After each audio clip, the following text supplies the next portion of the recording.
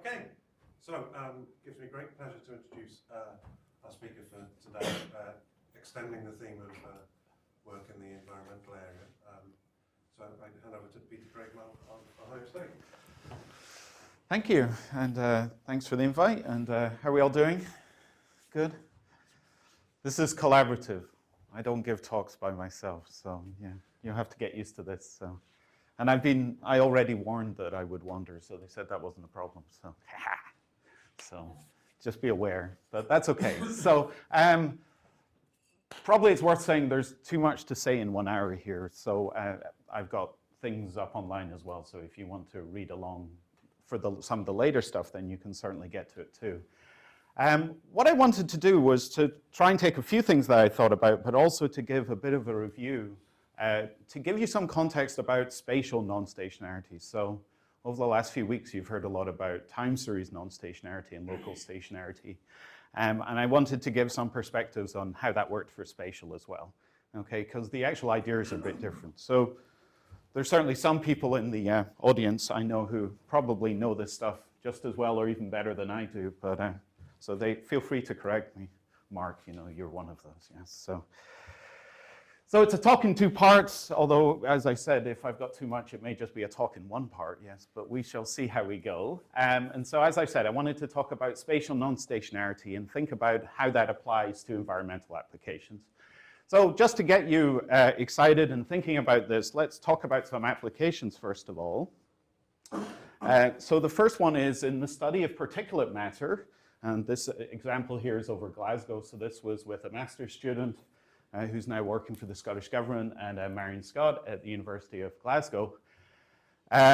We were looking at so-called modeled annual mean particulate matter data. And the idea was that when you typically observe particulate matter at stations, say in a city, so Glasgow, for example, then you typically only get to view it at a few locations, and some are actually sampled quite biasedly because we know that we're trying to monitor certain things like close to a road and whatever. So the question is to try and use other measures to actually try and then fill out the spatial domain as well. So rather than just getting a very spotty view of it, then you want to then get a feel for how the entire domain is working. So the Scottish Government, and in fact all over Britain, and actually this, if you look at it, appeared on the BBC News website only last week, where they were starting to rank the cities and talk about the worst streets and things like this. But this is showing you basically modeled output, and what it actually incorporates is the actual background measures. They've actually got some ideas about the amount of traffic and how that should correlate with particulate matter pollution, and also point sources, so everything from smokestacks to chemical plants. All over the region. This is showing you log PM10, but certainly the first thing you notice as you look at something like this is that it certainly doesn't look like something drawn from a stationary process. Okay, and the obvious question is, well, if you kind of think about this for a moment, you might just think, well, the standard non-stationarity I might think about is just, well, non-stationarity in the mean. And I'll talk about that a little bit later, but when you look at these sorts of things, what you realize is that actually in different regions, they're actually behaving in very different ways. And it makes good sense for that, because if you actually think about it, in terms of emission, they're not actually behaving in the same way. When you're in a different region, the amount of emissions where the point sources are coming from versus the traffic is very different. So you can't expect this to be stationary. Although, what's our standard assumption? Some mean effect plus stationary.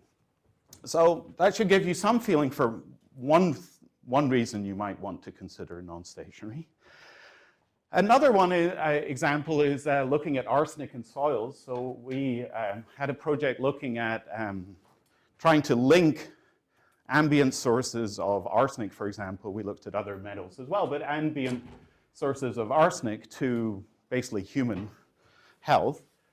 But part of the project was looking at just trying to think about what the spatial dependence was in topsoil. Okay, so you can look at this US soils data set. I'm going to present it as a spatial data set. It's actually a temporal spatial data set where the years are a very long period, okay? So if you think about the idea that topsoil probably by and far doesn't change as much as, say, what water would, then it might be quite reasonable to model it spatially. And this is looking at what's called US EPA Region 5. So I'm sure none of you know what Region 5 is, so I just listed the states there. You might find your favorite. And the idea here is we're just looking at topsoil, so that's called the A horizon. So that's the bit up at the top. And we were a little fussy on what type of measures we looked at. Something nice about this data set is that it has no detection limits. And there's a little bit about measurements. I know it's a bit grayscale-y, but it's the power of the iPad. Yes, you can zoom in a bit. So you can certainly see there's quite a bit of spatial dependence in here. There's certainly this idea also that if we're thinking about topsoil, then certainly part of it has to do with agriculture. So that isn't something that's going to be constant across the different states, for example, in terms of how people farm. And then certainly proximity to cities makes a difference. And then there are other effects. So the one thing I'm going to show you later on is that we actually expect water to actually have an influence on that. So actually the shapes of the watersheds are actually going to make an effect here as well. So all getting to this idea that you don't think that things are just a stationary process. Make sense? Questions, comments, stories? No? We're all happy? You're looking serious. Okay. So if we kind of go to thinking about spatial statistics, if I borrow from Diggle, Moed, and Ton, and I did change notation, so I took their paragraph and then I changed it to my symbols, so that full disclosure there, but I am in some sense quoting from them. So it says, conventional geostatistical methodology solves the problem of predicting the realized value of a linear function of a Gaussian spatial stochastic process Y based on these observations at these sampling locations. And the typical assumption is that these errors, epsilon si, are mutually independent, zero mean Gaussian random variables. Okay, so this is a very good way to think of a big motivation for why people do spatial statistics. Very often, certainly in the geostatistical context, is you have these observations at certain locations, and you want to do some nice smooth or non-smooth, depending on your process, prediction of the underlying field, basically filling in the blanks. Okay, and clearly I would hope there are other reasons why you might want to do spatial statistics, not just plain old prediction, but very often, people might argue they're doing other things, but at some point they always turn back to the essential prediction question. Okay, so I do like the idea that these are good models for explanation of dependence, and so certainly if we're thinking about non-stationarity, then we should be thinking carefully about how we're going to express that dependence. Okay, so if we just think in the context of a hierarchical statistical or geostatistical model for point reference data, that's one way you might call it, or geostatistical data, then typically you're going to imagine that you have some domain. We'll say it's a bounded subset of RP. That's our kind of show-off part where we put P there, but most of the time it's just 2, yes? Unless we need a simulation study to run, and then it's 1, yes? But for the most part, this is just basically over different regions within an area, or points within an area, I should say. Then we've got the stochastic process that's observed in that region, and then we're only getting to observe at specific points. I actually care about Y, but I observe Z, and then if I just follow a kind of traditional hierarchical approach, I can maybe write down a data model, so that describes the distribution of what I observe given the latent process I care about, YS, and then I'm going to write down the model YS, so the process model. So just a kind of standard observation and process model.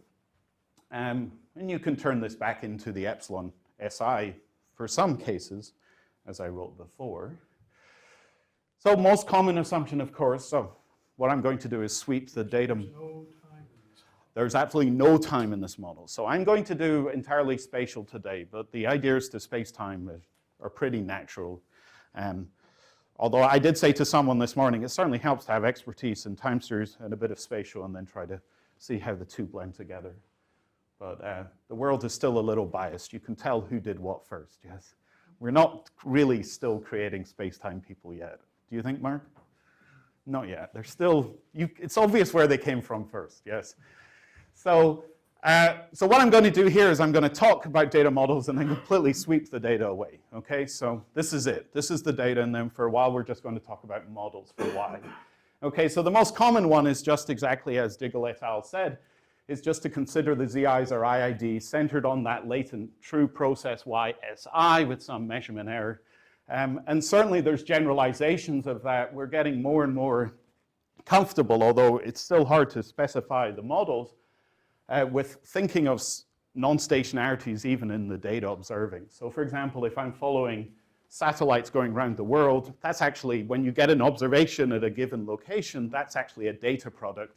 You didn't originally make that measurement at that location. You actually normally got some reflectances. You then had to do some processing to get it to that stage.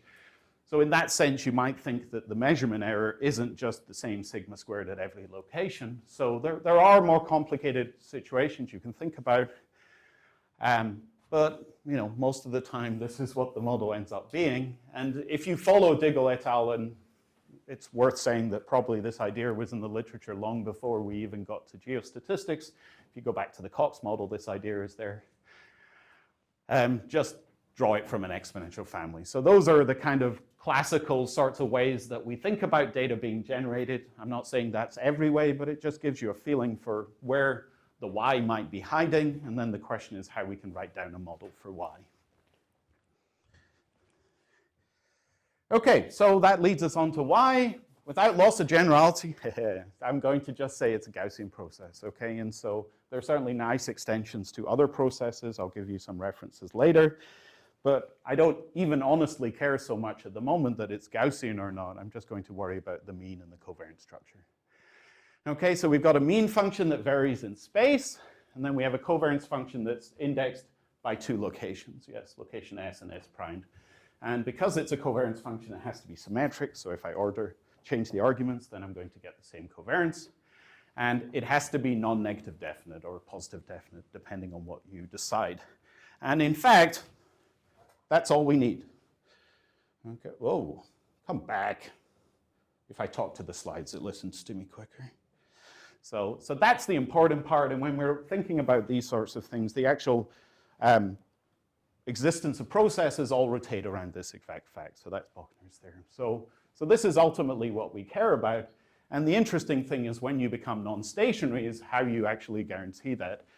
And there's certainly plenty of examples in the literature where people have tried to do non-parametric versions of it, and maybe they haven't quite worked. They seem to be okay, and then you try them out on something else, and you realize that you're actually getting negative variances, which I think is a problem, is it? Yeah. Okay. Okay, so we all know stationarity. Yes, do I need to say anything about stationary? Any questions? Okay, so means independent of space. The covariance at two locations are just going to be that spatial lag. In this form of it, I'm just talking about a displacement, so that's talking about direction as well as distance. But of course, if the angular direction doesn't matter, then often we just talk about some distance between the locations. So I've written it down as a norm here. And that leads to an isotropic process. We get what's called an anisotropic if it's stationary, but it's not isotropic. Nice cheating way to define it. Okay, so as I said, this is collaborative, not just me talking. So there's a lot of discussion in the last few weeks about non-stationarity, yes, but the obvious question to me, first of all, is where's the allure of stationarity in the first place? So for yourselves, what do you feel would be the advantages and disadvantages? See, I told you I'm not. Don't like quiet crowds. It's good to. So do you have an allure? Is there something that tempts you by stationarity? I mean, if you think about it, all these local stationary models are still being tempted by this allure of stationarity, yes? So what's so nice? Silence.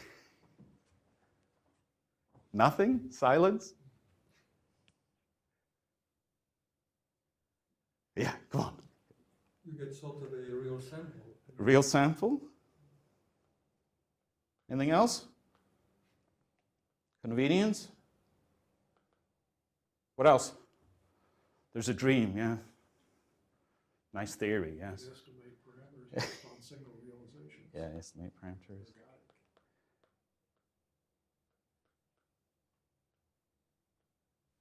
And I would say the theory is certainly something that gets into it as well, this idea that I can get down to something a bit simpler and then borrow strength to actually start to learn about what's going on. Disadvantages. Do we believe it's a realistic model?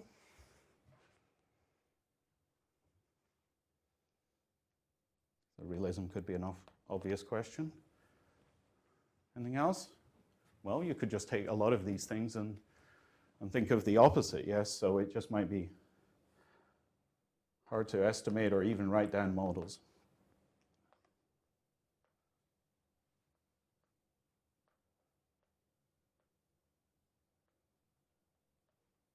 Okay, but certainly the idea is that we should think about ways that we can actually try to get at this, because already I've given you some arguments for why you think that it shouldn't be stationary in that field.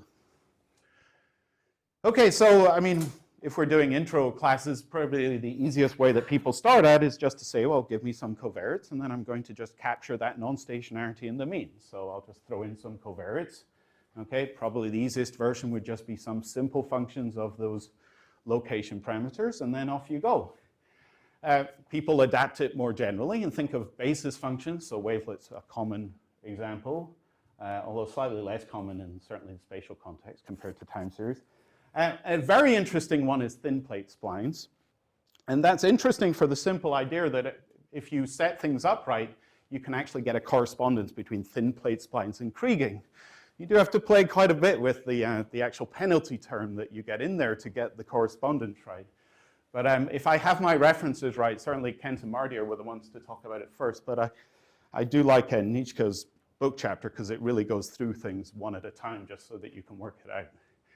And the basic idea is if you think of very local polynomial splines and you use a radial basis and you rewrite the model, you can actually re-express it in terms of certain covariance functions that, to be honest, we might not use typically as taught in a spatial stats class, but there is this correspondence. Okay, so that's what you can actually get kriging out as a specific form of thin plate splines. So you could just argue that, yes, if I'm going to play around with the right basis functions, then maybe I can represent anything I want. And if you look carefully enough when I start to talk about the review, then of the non-stationary part, you'll start to notice that that, in fact, is almost where we've kind of come full circle to start to think about those ideas. Okay, that actually, if you kind of rethink it in terms of some basis representation, then maybe that's pretty much what we're thinking about.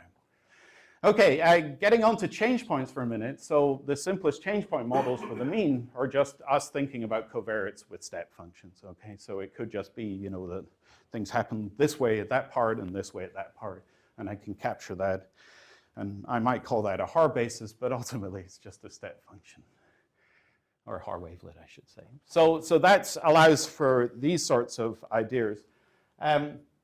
The problem is that typically when we're thinking of non-stationarity, though, we don't tend to think that it tends to be that the model behaves this way in that region and this way in that region. We kind of think of the mixing.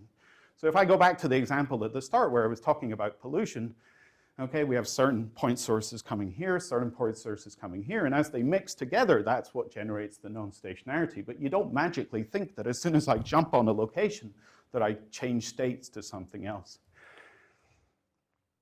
although it might be a convenient assumption.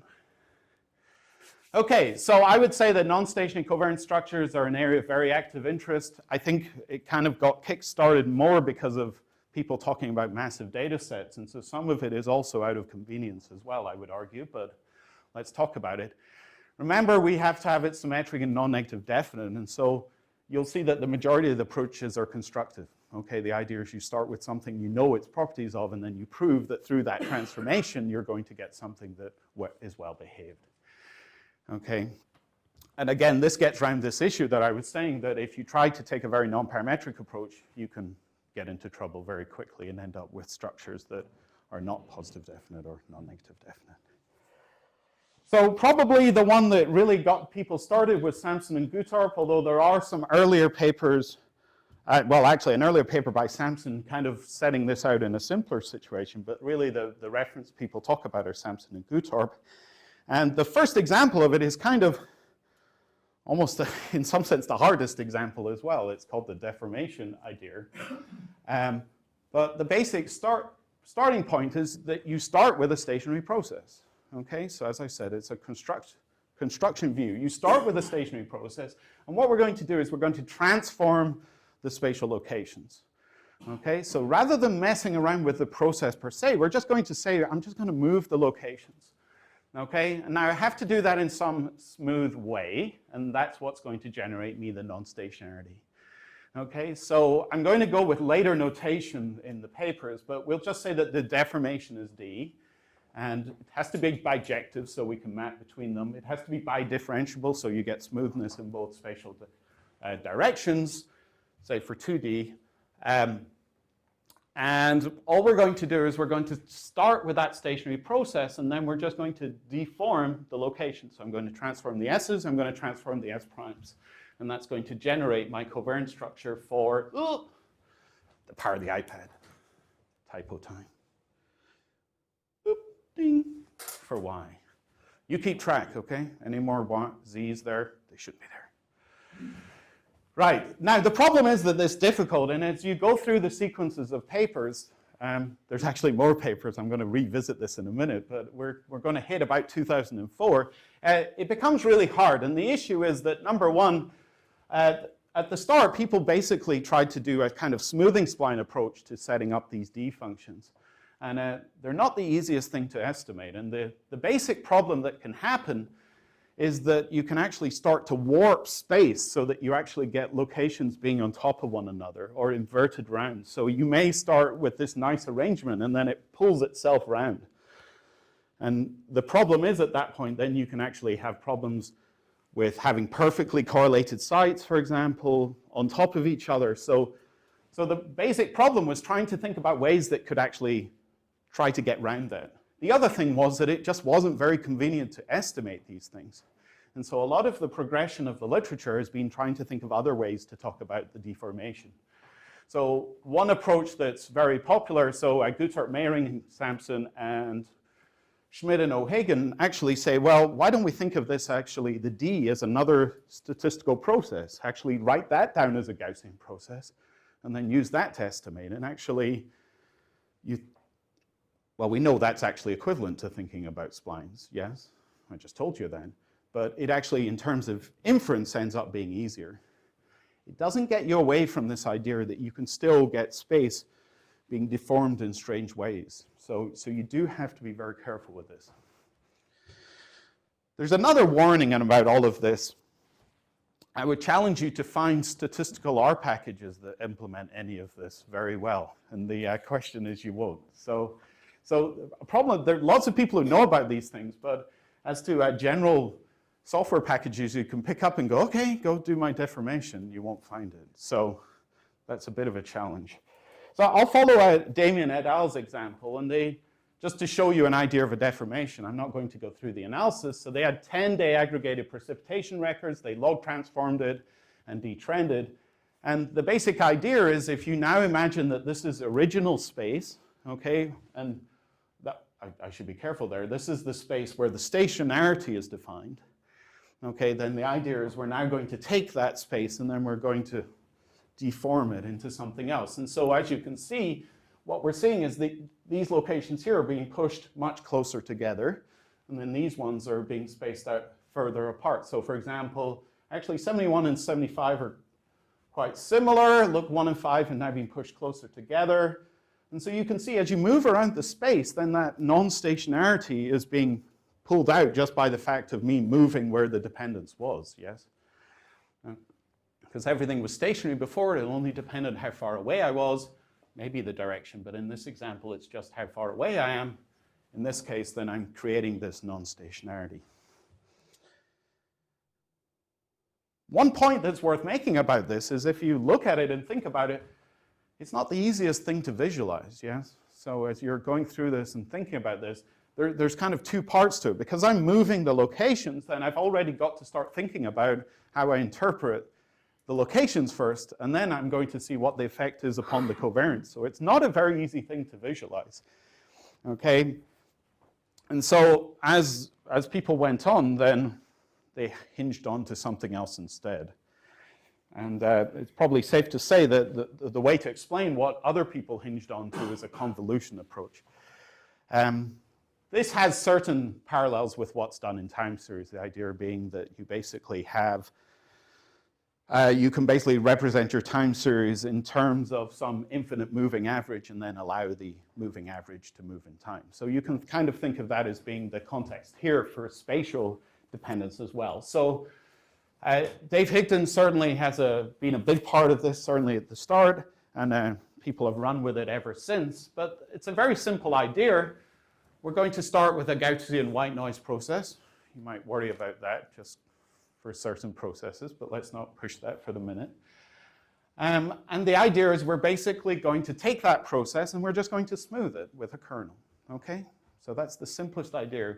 And as long as you start, say, with an isotropic kernel, okay, so it only depends on how far apart, not the direction, then you can actually generate an isotropic covariance function. And you do have to care a little bit more. It has to have the first integral and the second integral exist of the k function. Then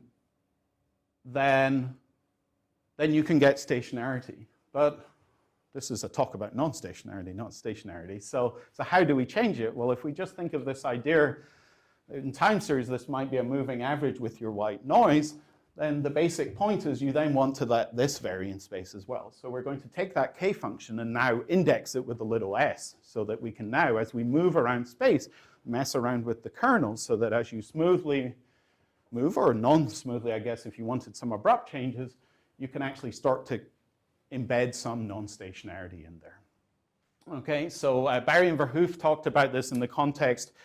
They didn't actually say it was this sort of convolution approach. They actually did it with Fourier transforms, which makes very good sense, because if you actually look at this, if I'm taking a convolution in space, then that's equivalent to a multiplication in the frequency domain. So for a spectral representation, that can be really fast in terms of implementation if you have a good set of locations. So gridded data tend to be the easiest way to get this working in the spatial context. I guess there are a few papers on non-gridded spectral approaches, but I don't know, am I being too critical? Some are quite ad hoc, I would say, but you've got to be very careful in how you think about representations there. You don't have to. There's a Fuentes approach that basically grids it, and then there's forgotten the other person. Yeah, it is Japanese. Yeah, but I didn't want to say just Japanese because I wanted to say where.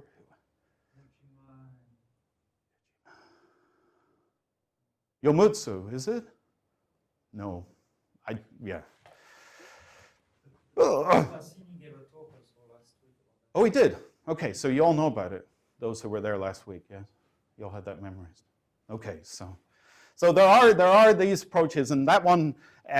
So the basic idea of that is in fact, it is a kernel approach at that point to basically.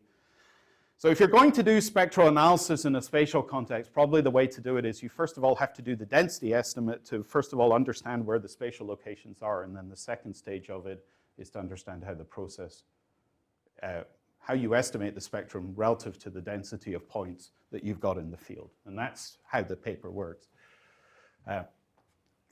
Pretty hard to implement, I have to be honest.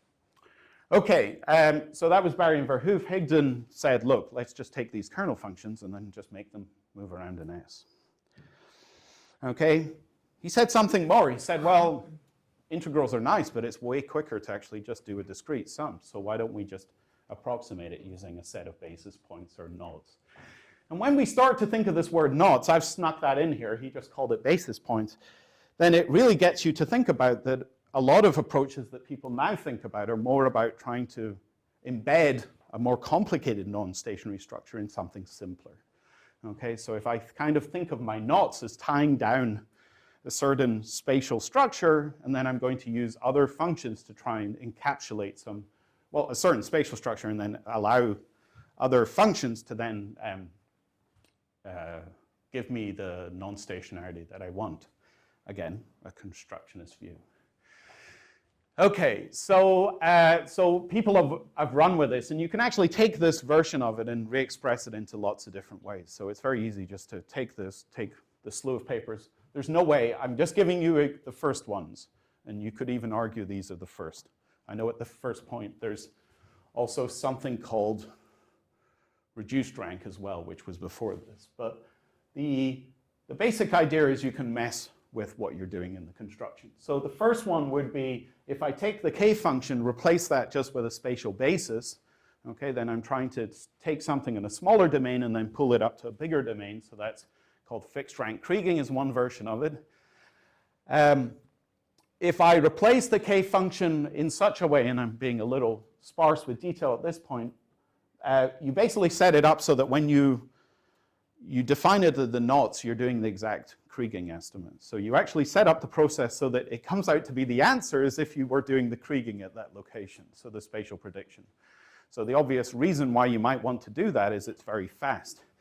Okay, the byproduct is, well, you might want to think about whether that represents spatial structure in a nice, coherent way. But that's a very common approach that's coming about, called the predictive process approach. And then one that people have used less, although it has a nice allure to me because I kind of think I might want to start with something a little more complicated and then do the kernel smoothing, is Fuentes and Smith, which is, instead of having the white noise process, and they do it for the integral approach, they start with a stationary Gaussian process and then filter that. And if you actually look at that one, you can think, well, I can actually try to do that as a representation of white noise. So there's maybe just a two-step filtering, and that's true. But actually, D is actually quite important in the overall development of this if you want to really think about how you might generate non-stationarity. Sorry, non-Gaussianity as well.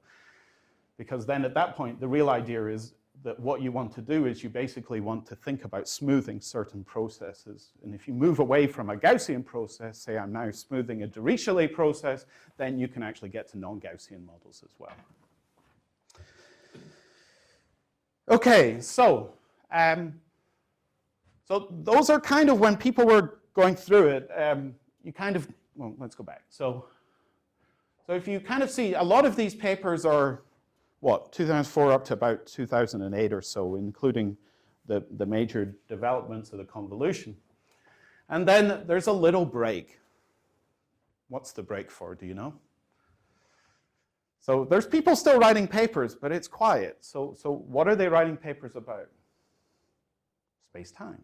So I said I was going to do spatial, okay? So the people go insane, and then you now start thinking, well, how do I extend this to space-time? Well, it's obvious. You just, if you're a spatial person, you add some time series dependence in there somehow to your spatial model. If you're a time series person, you start with some stationary or time series, mess around with it, and think about how you vary it spatially. So I'm not going to talk about that at all. Instead, I want to kind of now fast forward to about now, okay, which is where people have kind of gone a little nuts. And the moment I can definitely give you one that's published, but I know that people are working on this in other ones as well. So the idea is now, well, you've probably seen it all over, that everyone really cares about how you capture covariance modeling, and it could be on very strange spaces. But if we just keep to spatial for a moment, the question is, can we include covariance in the covariance? Okay? So this is the idea that now it may not be that just as you're looking at the dependence of a process that it only just depends on the mean changing with covariance, but you might actually now want to say that the covariance function varies with a covariate. And there's certainly plenty of examples why you might want to do that. Everything from depth, altitude to land use. You could argue some of these are more, well, why don't I model it in 3D? And you'll see that almost the approach is doing that, so just in a different way. Okay, the land use is a bit different, and that I put that one in there to get you thinking about what I was talking about with respects to the example I had at the start with topsoil, where you might think that as you move around different parts of the Midwest of the United States, then land use is different, so that might actually dictate about how arsenic moves around with respect to topsoil. Okay, so the idea that Schmidt et al. Follow is to use a deformation approach. So this is Schmidt, O'Hagan, and Guttorp. Do I have that? It might be the other way around, Guttorp and O'Hagan. And they take a deformation approach as well. Now, part of the original reason for thinking of more complicated deformations is that remember what I said is that it's possible when you're estimating these things to get these strange wrapping effects where locations kind of push around on themselves and you get very strange tied up dependencies there. And you would really like to estimate something that actually kept things nice, didn't wrap over. And to be honest, in all the ones I talked about before, it's really only the Olivia Perrin's paper that actually gets at that, will actually give you Fs that guarantee that. So what people found is when they use process-based approaches to deform the space, that there was no guarantee that you could actually not get these strange tying up effects. And so if you look through literature, this is not like this paper magically arrives and say you should go to higher dimensions. People have been thinking about this for quite a bit anyway, was this idea that you might actually want to write down your covariance function in a higher dimensional space, okay? And then at that point, you might actually have an argument for why all these limit theorems talk about 4-dimensional or 5-dimensional space, okay? So there's lots of arguments still about parameter estimation for spatial processes and, you know, which ones get you unbiased, what gets you normal theorems. And a lot of the results have to do with certain dimensions. Very little is known about 3 dimensions, actually. But the idea is basically now we're going to deform into a higher dimensional space. So we're going to write down a model in a higher space, okay, and then we're going to map down to this smaller space, which is the one I actually observe in. Okay, and the idea of that is, remember what I said, if you actually start tying things round on themselves, first of all, that if you actually map out to a larger space, they don't tie on themselves. They don't tend to, because then they separate themselves in a larger space because it's sparser in that sense. So that gets around one issue. So that's without even thinking about covariance. That might be one reason you think of something else. But then you really do have to think about, well, what are you doing in that higher dimensional space? So the idea is to then, rather than just using, well, the first dimension might be latitude, the second might be longitude, then start putting the other dimensions as being covariates. Okay, so I could then put in what the depth is, what the altitude is. Land use, I'm not sure about. I mean, continuous makes sense to me. Discrete, that's a bit harder to think about. You might want to start thinking of mixture models at that point. And again, following on from what I said before, this is estimated using a Gaussian process, that D function. So mapping from the higher dimensional space to the lower dimensional space. Now, if you think about this idea of indexing with covariates, I mean, that's ultimately what we're doing here, clearly applies to convolution methods as well, yes? If I look back at the way I've set it out, okay, what am I doing? I'm starting with a white noise process and I'm doing something to it, yes? And so if I do something conditional on covariates, then at that point I've written down a method that then can handle covariates. And certainly there are people working on it. I haven't seen anything published as of yet. Not me. There we go. So one place where I found a very simple way to start thinking about non-stationarity for spatial is actually to generate it through a hierarchy. So is to link to other processes. So rather than just talking about a mean that depends on covariates, we can actually write down a hierarchical statistical model with different layers of dependence, and then that will generate non-stationarity as well. So I'm going to show you this example just by linking topsoil to something going on underneath. In this case, it's stream sediments defined over watersheds. So it's a very simple idea. The basic one is you just start with one process and write down its model, but you do that conditional on another process operating at a different scale. Okay, and then writing down that model, once you then do the integration out, then you've generated something non-stationary, conditional on the process below. Okay, and certainly Seng et al. And Johannesson and Cressy have talked about this as well for tree-based models, and that's a more general approach where the idea is to use the idea of directed, well, tree models or certain directed graph models to do the computation in a very efficient manner. And you can basically set up Kriging equations, you can set up Kalman filtering that works on a tree, and so it's very fast. It only works for linear Gaussian models, though. If you want to do something more complicated, you got to think quite carefully about it, so that there is some challenges to that. So just to show you an example, if I applying this to the stream sediment example, so what we had is data also collected on watersheds. in these Midwest, and then we're linking it through, in this case, I linked it through the mean of the process to another process down at down at the watershed level, and you can now see in the posterior mean, you can actually now start to see the effect of watersheds, because watersheds aren't something that, and part of this is the model as well. The watersheds here are defined on these cohesive regions, yes? So these are not things that I've defined as smoothly fading away. Now, you could argue that might not be true, but certainly when hydrologists are looking at it, the major thing they're just saying is this is this hydrologic unit, this is this hydrologic unit, this is this. I've shown this graph before in Britain, and it has caused some controversy because in the US, the hydrologic units are disjoint. But in Britain, that doesn't have to be the case. They can actually define them that actually overlap. And so I can't even imagine what you do. I guess I've seen, I don't know. I guess that's, just having a nightmare thinking about how I might model that. I don't know. That's more challenging. But I guess I'm luckier here, the Midwest. Everything's nice and disjoint, so I can model it that way. And you can certainly see at that point, then you can now capture the non-stationarity through a latent process, which also has data, but is also feeding into this higher process. And then because of that, you can then capture the standard deviations as well. Now, if you look carefully at the posterior standard deviation map, you'll notice something very significant here, and that's that for some regions, it's very high uncertainty, and for other regions, it's very low uncertainty. Can you guess why?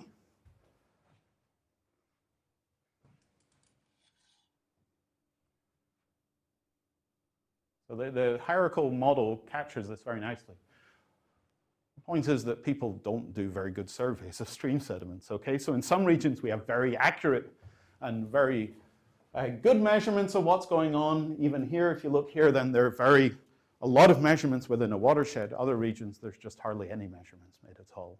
And so you can capture that non-stationarity very, very easily in a model like this.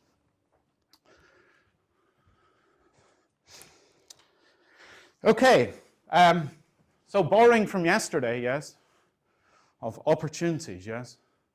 I was trying hard to think of how to call it something to do with Eckley, because he said it would be a good idea last night. But it's hard to think of a title, isn't it? Eckley enticements is what I came up with. So this is to entice you to think about, okay, what non-stationarities you can capture. Okay. So there's still plenty to be done, is the point I'm trying to make. So the idea is you can see people doing lots of things to do with time series, I think in spatial situations, and forget about time. Just in spatial situations, there's a lot of things still left to be done. People are very tempted when they write papers to say, here's my way of doing my model, okay? And there you go. That's my model. And I go through it, and if you're lucky, there'll be a simulation study that compare against one other method, okay? But there's still a lot of questions about representations. If I do from one representation and another representation, what does that get me for the specific types of non-stationary structure I'm capturing? Okay. There's no question that the majority of these methods work amazingly well for massive data sets. Why? Because I'm writing it in a sparse representation. Okay, so these models are working because of nice sparse representations. Okay, but as soon as you try to do something sparse, you're typically compromising. Most of these methods are actually focusing on capturing large-scale spatial structure and most of the time neglecting the short scale. That's not to say that everyone is. There's a nice example of doing something called spatial tapering mixed with the fixed rank method, which actually tries to get at both of them, but it still takes a bit of work. And the problem is that modeling short range dependence is the hard part. That's the thing that actually takes the inversions, okay? That's the thing that's computationally intensive. So you can imagine why you would just want to capture the large scale features. A lot of interest still in non-Gaussian. I would say this is still wide open. There's a very nice paper by Gelfand and co-authors looking at Dirichlet process models that apply to spatial modeling. So that's very nice. Some work on model choice. So the obvious question is if you have choices of spatial basis function, how should you pick between them? To actually think about that. And I think that's a very hard question. I mean, you can start to say, well, I'll be greedy and just say that I want to get the best prediction power, and I think that's an okay reason to look at it. But at the same point, it's probably not the only thing you might want to talk about. You might want to really get a handle on what the covariance is in specific ways. So that's still quite a bit of work there. And then I wrote understanding the effect. I think the one I care more about is role. But what is the role of putting a covariance into a covariance function? Okay, when I first heard that people were doing it, I picked up the papers and went, whoa. Well, first of all, I've got to work out how on earth you squeeze a covariate into it. And that's where the deformation comes up. But it's not the most natural thing to think about. I think you might agree, yes, that it's not easy to think about how you wrap that up in there. So that takes quite a bit of work.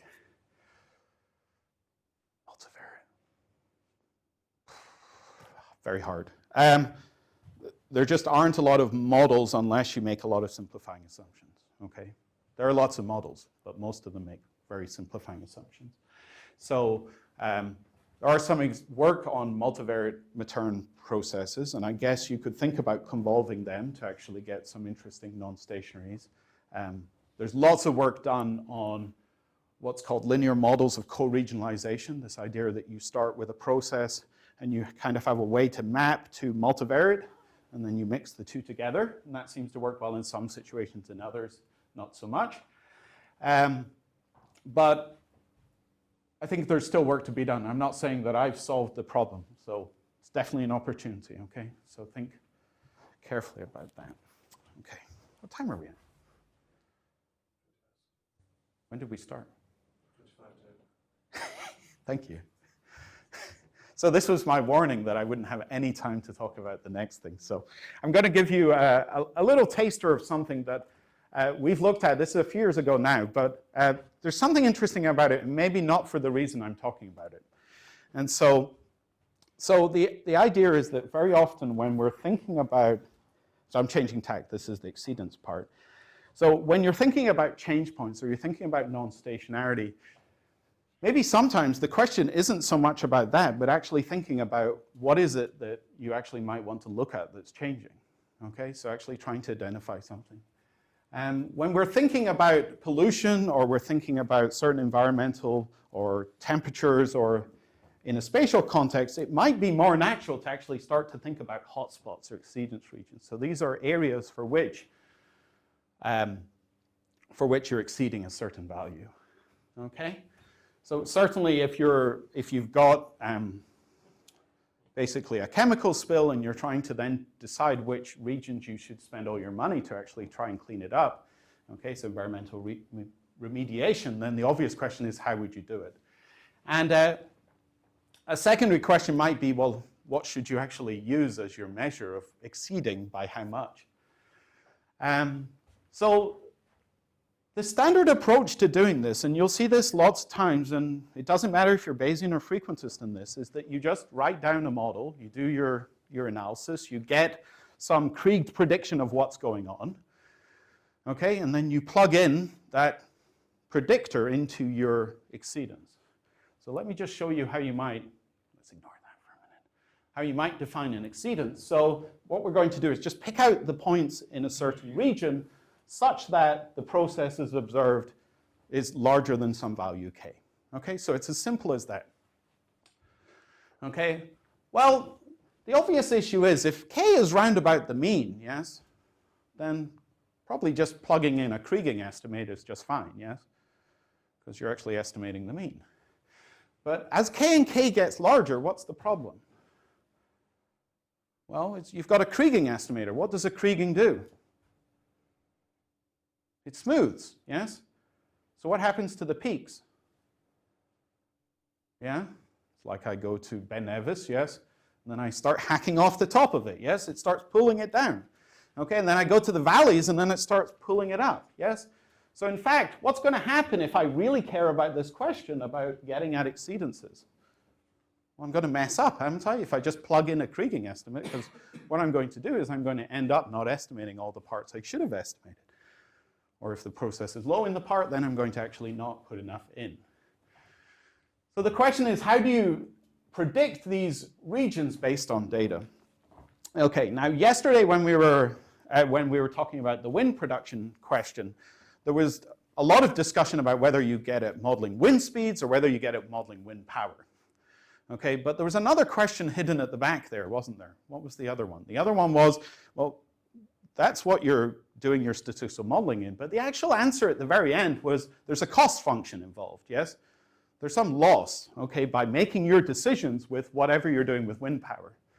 Okay, so the question is, if I'm just thinking in terms of kriging, then I'm actually biasing myself in terms of what I'm actually thinking about. So I should actually think about a loss function that can actually handle exceedances, values that are very large, for example, or very, very small.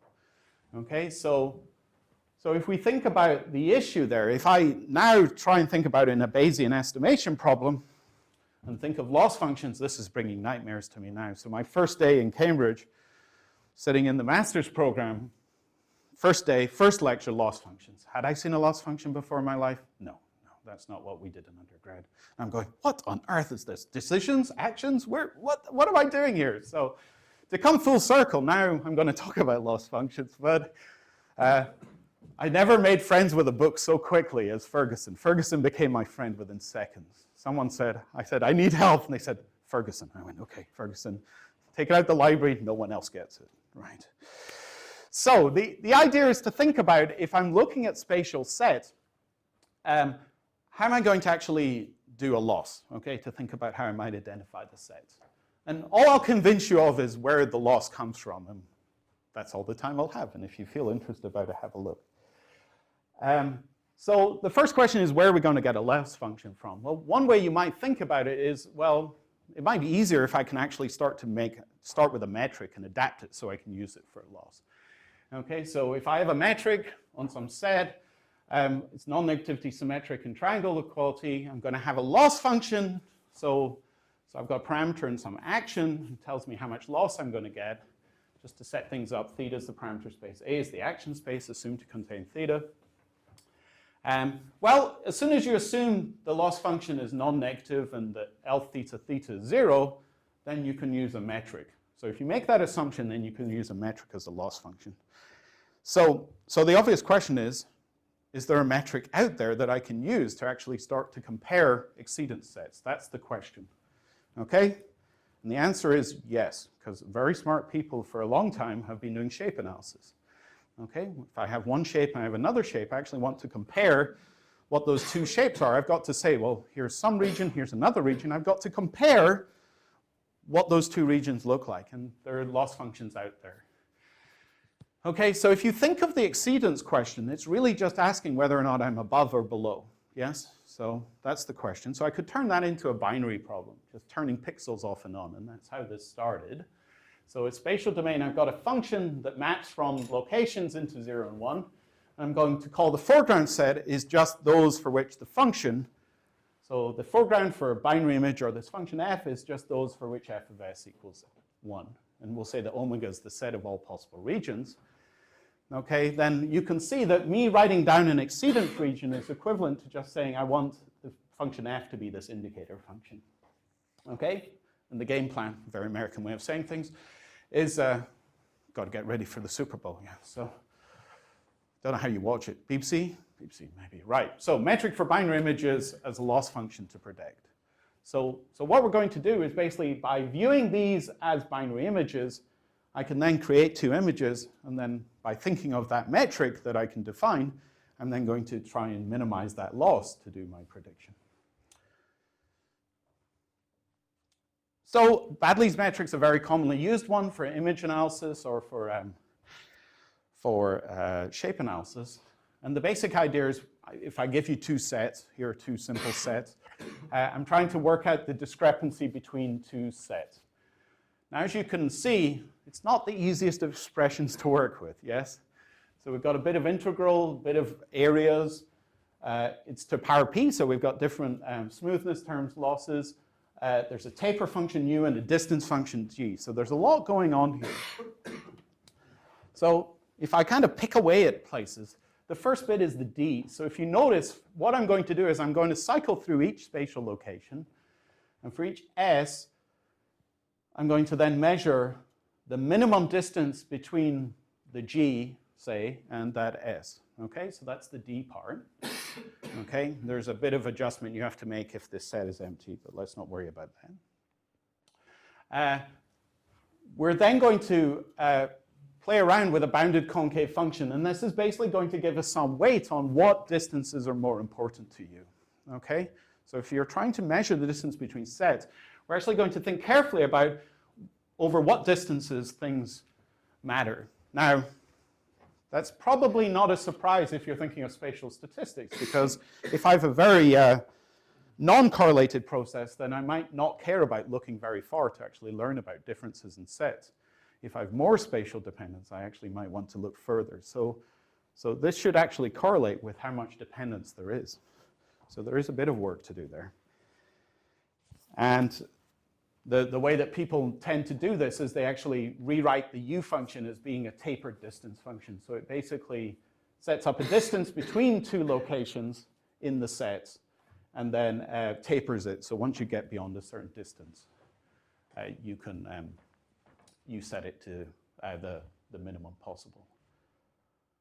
Okay, so I'm running out of time. So I'm just going to say that this idea is you've got a loss function, and the idea is we're basically minimizing a discrepancy between sets now. So I'm caring about what the true exceedance set is and what I'm trying to predict, okay?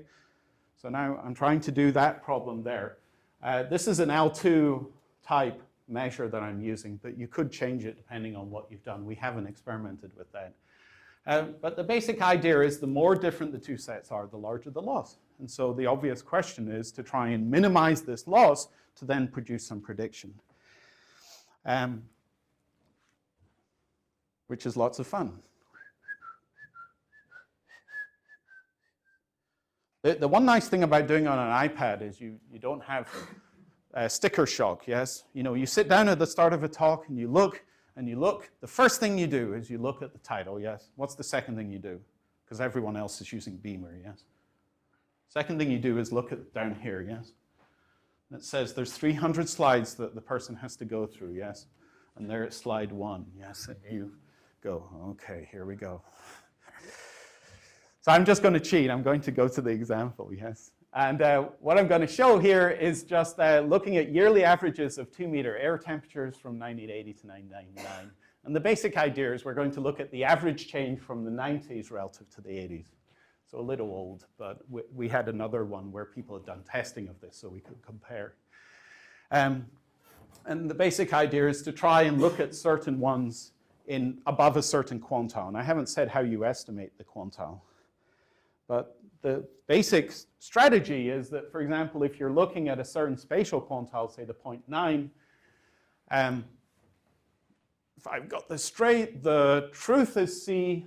If you plug in, you get B, and then this is what we do with C. Now, a few points to make. We're using simulated annealing, so there is a tendency to get a little too many pixels. We probably haven't run it large enough. So when you see little pixels spraying off to the edge, that's more a sign of convergence issue than anything else. So still a bit of work to get this to be computationally fast, I have to be honest. There are some speed ups we can get, but I think the basic thing is that I think if someone used an optimization, if I'd listened more in my OR class, I think I'd be better at solving this problem. How's that? That would be the best way to describe it. So I'm pretty sure a min-cut algorithm works in this, but I've never gone that far. The basic point is that if you look at there's a part up at the top where you're actually starting to identify this process more. So you can actually see that there's parts that you miss by doing just the plug-in estimate, and that we start to capture it. Even when you move down to a lower quantile, you still have this issue where we're capturing more of that spatial extent of what's going on relative to what the plugin is doing. As you get lower and lower quantiles, once you hit 0.5, then the plugin probably does just about as well. Okay, so points to take from this is you can use metrics for loss functions. Okay, so a loss function, again, think about this idea from yesterday that, you know, it may be interesting to model wind speed or wind power, but ultimately the bigger question is what is it you're really actually trying to predict? If it's trying to make the right design strategy, then maybe you want to think of what the loss function is. bad leaf loss tends to work pretty well here. I didn't talk about it. You can actually predict the quantile and the region at the same time. And just out, not long ago, a few months ago, French and Seine have taken this work and adapted it to do spatial temporal models. And that's quite interesting for the point of is how you capture temporal dependence in this. And I didn't put any opportunities there, so I'll stop there. Thank you.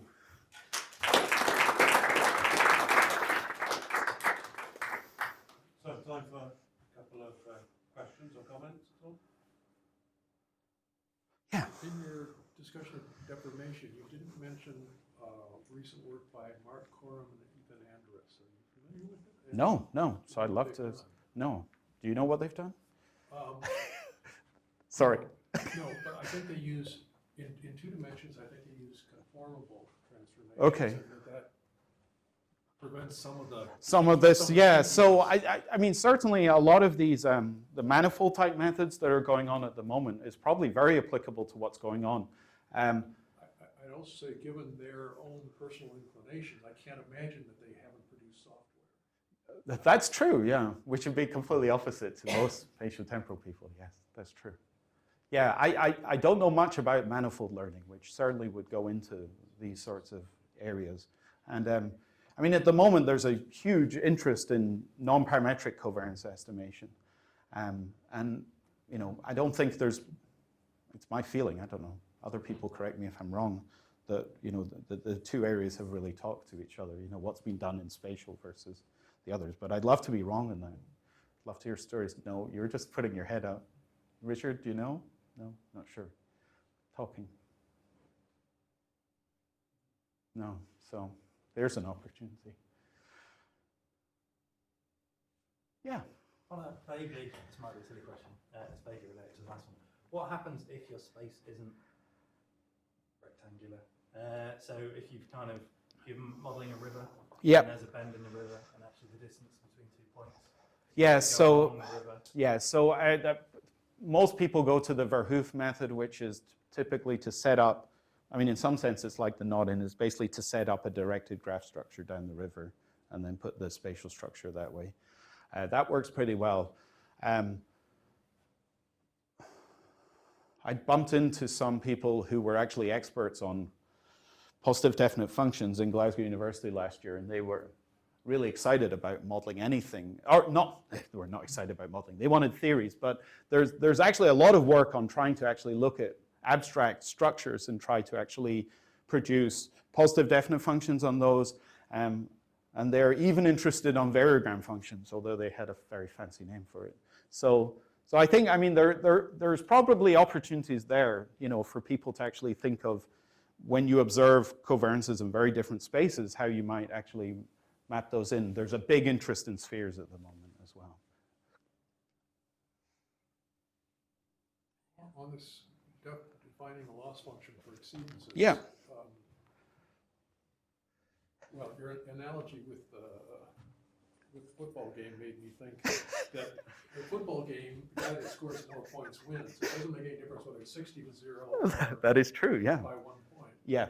But for modeling exceedances, you might really be more interested in very high exceedances than something that's just above your threshold. Exactly. And so here, this will only work to a certain extent. And at that point, if you're really caring about very far exceedances, then you're going to need some other theory to help you out. And so you're going to need some sort of extreme value theory, of which that's a can of worms too, to capture that independence. There are some examples, yes, where we can capture models more exactly, but still a lot of work, not exact schemes, so in the majority of cases. So that's not my specialty, but a lot of people really care about trying to get spatial extremes. And I don't know what I haven't seen. I think the problem at the moment is just modeling the things, not even getting to the second question of identifying the regions for which things would be extreme. Yeah, I haven't seen any of that for that situation. That would be wonderful to see, but I haven't seen it yet. Yeah, Richard. What about using asymmetric loss functions in that case too? It seems that... Yeah, so actually, the bit I skipped over, we use an asymmetric loss function to actually estimate the spatial the spatial quantiles. So the idea is you basically, instead of having a squared error loss, you take the squared error loss and using a sigmoid function, you reweight the loss function for the quantiles so that you weigh more on the higher values and less on the lower values. And that does very well for quantiles. It is true that we didn't follow that approach to actually get the region. So I don't know if that's a problem or not. I don't think so, because you're really just identifying those points that are above. It's a very different problem, yeah. But yeah, so the quantiles, that was what motivated us. And this came out of Wright, Cressy, and someone else who'd done this for disease mapping problems, where the idea was to identify hotspots for lattice regions, and we took that and adapted it to a more general geostatistical approach. Yeah. You talked about non-stationarity in the mean and non-stationarity in the covariance. Yes. Now, if you have a process that is stationary in the mean but non-stationary in the covariance, Yes. and the model is non-stationary in the mean but stationary in the covariance, how wrong can things go? I would imagine very, yes. I mean, if you think of, I mean, the prime ones I think of are volatility type models, where you kind of think that maybe there's a mean variance dependence in that. And I mean, some of that you can capture through transformation, but as to, simultaneous estimation, which I think is probably the approach that you should take, that would probably be a good way to do it, to try to think of, capturing, maybe hierarchically, I guess you try to capture one structure and the other, and then make some bivariate model maybe to try and get the two dependencies, I guess. I don't know. Have you seen some experiment? No, I've seen it in function estimation, so more time series where I've seen people trying to do simultaneous mean variance estimation. So there's a guy at Purdue, is it Levin, who's done it for a long time, has done the simultaneous estimation. I haven't seen it in spatial, no. It's hard because you've got to capture the bivariate spatial dependence, right? Yes. It's a paper sitting there, I'm sure. Yeah, there's an opportunity. On that opportunistic note, thank you